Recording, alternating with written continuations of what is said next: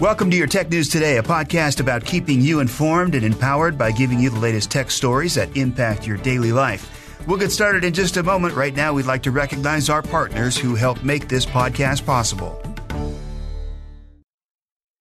Hey guys, it's Tuesday, November 27th. I'm Mike James. Coming up in a bit, we'll tell you about some Cyber Monday deals that didn't quite work out the way they were supposed to. Apple offers coding classes to students, and China is making a designer baby. All that and more on Tech News Today.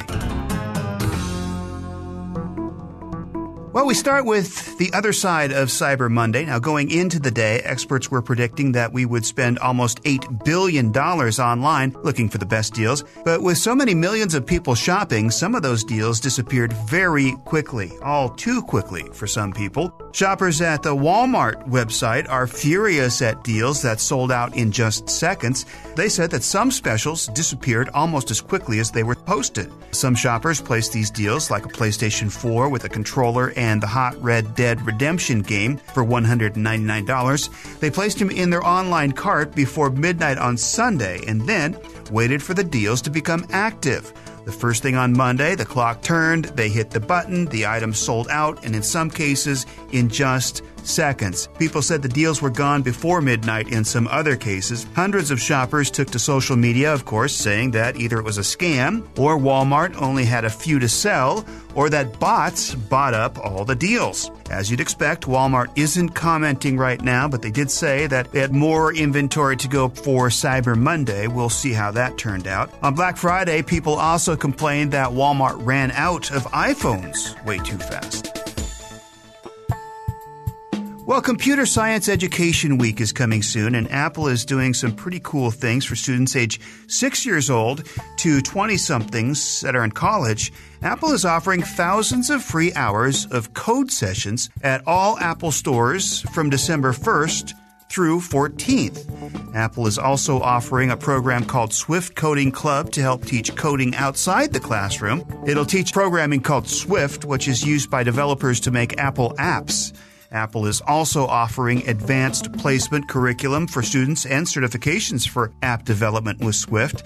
Kids as young as 6 will be eligible for classes that will teach coding with robots, and kids 12 and up can use iPads and other hardware to learn coding concepts. Outside the classroom, the Swift Coding Club kit will help teachers, students, and mentors to create clubs that will encourage kids to learn how to code. So it's a great way to get kids involved in coding. And if you do know a young student that might be interested, have them contact their local Apple store for more information. Just ahead, how the U.S. Postal Service let down 60 million people. Right now, let me tell you about a really cool toothbrush from our partners at Quip. The last time I visited the dentist, he told me to get an electric toothbrush and to make sure I was brushing my teeth for a full 2 minutes. And that's when I found Quip. Quip is electric, it's small, it's light, it's sleek, it comes in various colors, and there's a built-in 2-minute timer that pulses every 30 seconds to remind you to switch sides. With Quip, new brush heads are automatically delivered every 3 months, just as the dentist recommends, and for only $5 every 3 months. I love my Quip toothbrush because I never have to worry about replacing my old toothbrush again. Go to quip.com/Kim and get your first refill pack for free with the purchase of a Quip electric toothbrush. That's quip.com/Kim. Good news from the Postal Service after a weekend of bad news. It came out that the Postal Service exposed the data of more than 60 million users because of a security hole. Researchers found that hole, get this, a year ago and told the post office, but nothing was done about it. Well, finally that hole was eventually plugged. So how did the post office end up springing a leak in the first place? Well, the service is called Informed Delivery, and it lets you view your mail before it's delivered to your home. Great idea. You can see if there are any delays, or you can be there when the deliveries happen. Problem was that crooks could go into the service and pose as other users. They then could misuse the service to intercept mail, important documents, and checks, and that's not something you want the post office helping crooks do. Yeah. It's amazing it took them a year to fix the dumb thing. The leak, though, has been plugged, but we haven't heard how many people might have lost important mail this way. Also, this might be just the beginning for the problems with the Informed Delivery program. We'll let you know. And just when it seemed like cryptocurrency had started to trend downward, here's one state that's putting money on it, or at least it's accepting money from cryptocurrency.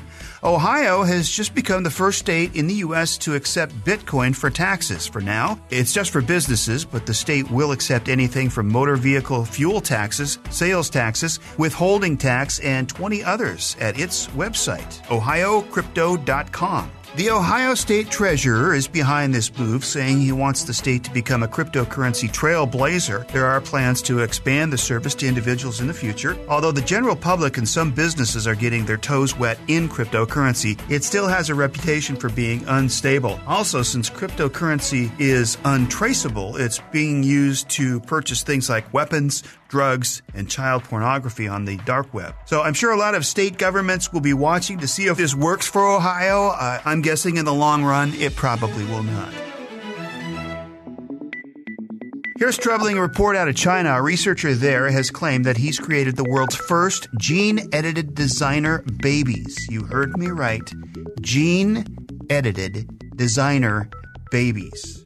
So obviously the ethics and safety of this sort of thing are still being worked out. The researcher says he had been recruiting couples to help create the first gene-edited babies with increased resistance to HIV. The babies would also be more resistant to cholera and smallpox, according to medical documents published this month. The editing happened to embryos before they were implanted into their mothers. In a video just released, the Chinese researcher said the process wound up with the births of twins just a couple of weeks ago called Lulu and Nana. Many experts are wary of this development. They say we can edit genes to create disease-resistant babies, but they don't know what the long-term effects of this is. And of course, if it can be done, it can be misused in many, many ways. No telling what the future holds for the twins, but the debate will rage on. Coming up, it sounds like a science fiction movie, and not in a good way. Right now, a quick thank you to our friends who helped make this podcast possible. Well, this sounds like the beginning of a 1950s B-movie, a spaceship infested with bacteria that then lands on Earth and plans to take over the world. Well, we don't know about that second part yet, but the International Space Station has been found to be infested with mysterious space bacteria. These could be a danger to astronauts. Scientists have found what they call a thriving ecosystem of infectious organisms aboard the space station, similar to bugs found in hospitals on Earth. They say it is 79% probable that these space bugs could cause disease. One of the dirtiest locations on the space station, no surprise, is the toilet.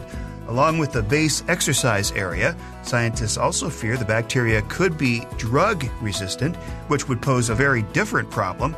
The bacteria isn't harmful to astronauts there now, but scientists fear that they could become harmful. They're monitoring the situation, and we'll keep you updated.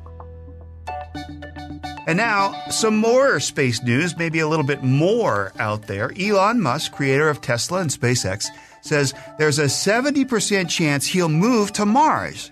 Even better, there's an 80% chance no one will care.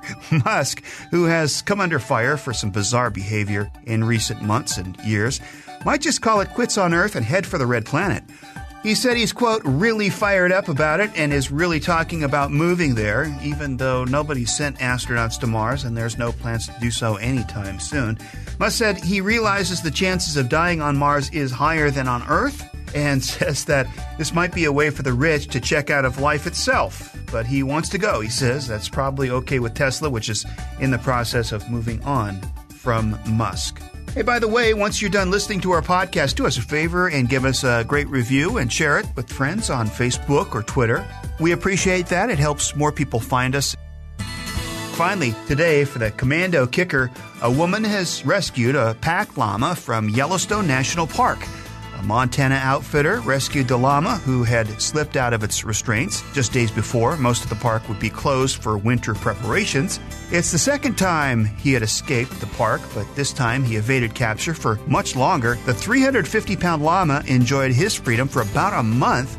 Despite numerous capture attempts and special treats and lures, the rescuer ultimately brought in her own llamas, and suddenly the missing one came up and greeted him. She then led him out and into a trailer. Reports say that the llama's rescuer will be keeping him. So you ask, what did the llama say to the other llama to become good friends and go quietly into the trailer? Is your mama a llama? For more fun and interesting facts, go to Commando.com and search for the Commando Kicker. And that's your tech news today. Don't forget to check out our other podcasts at podnet.com or on your favorite podcast player by searching KOMANDL. We'll see you tomorrow.